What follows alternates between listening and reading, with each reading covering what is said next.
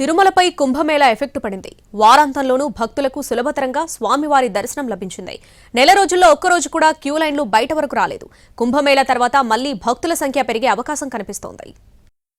కలియుగ ప్రత్యక్ష దైవమైన శ్రీవారిని దర్శించుకోవడానికి నిత్యం వేల సంఖ్యలో భక్తులు తిరుమలకు తరలివస్తూ ఉంటారు.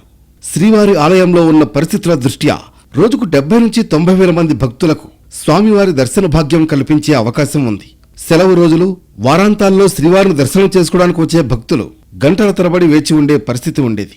వైకుంఠం క్యూ కాంప్లెక్స్లోని కంపార్ట్మెంట్లో ఎండిపోయి వెలుపల వరకు క్యూ లైన్లలో భక్తులు వేచి ఉండేవాళ్లు. సర్వదర్శనం కోసం 20 నుంచి 24 గంటల సమయం పడుతూ ఉండేది. అయితే కుంభమేళా ప్రారంభం నుంచి ఆ పరిస్థితిలో మార్పు వచ్చింది. జనవరి 13 నుంచి ఫిబ్రవరి 26 వరకు ఉత్తరప్రదేశ్ ప్రయాగ్రాజ్లో కుంభమేళా నిర్వహించారు. దేశవ్యాప్తంగా 60 కోట్ల మంది కుంభమేళాలో పుణ్యస్నానాలు ఆచరించారు. దీంతో ఆ ప్రభావం శ్రీవారి దర్శనం కోసం విచ్చేసే భక్తులపై పడింది. గత 45 రోజులుగా శ్రీవారి దర్శనానికి పరిమిత సంఖ్యలోనే భక్తులు తిరుమలకు తరలివచ్చారు. స్వామివారి దర్శన భాగ్యం భక్తులకు సులభంగానే లభించింది.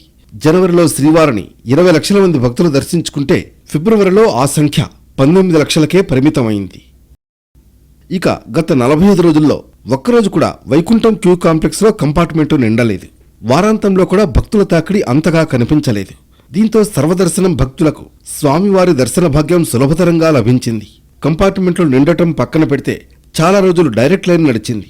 ఇప్పుడు కుంభమేళా ముగియడంతో శ్రీవారి దర్శనం కోసం విచ్చేసే భక్తుల సంఖ్య సాధారణ స్థితికి వచ్చే అవకాశం ఉంది.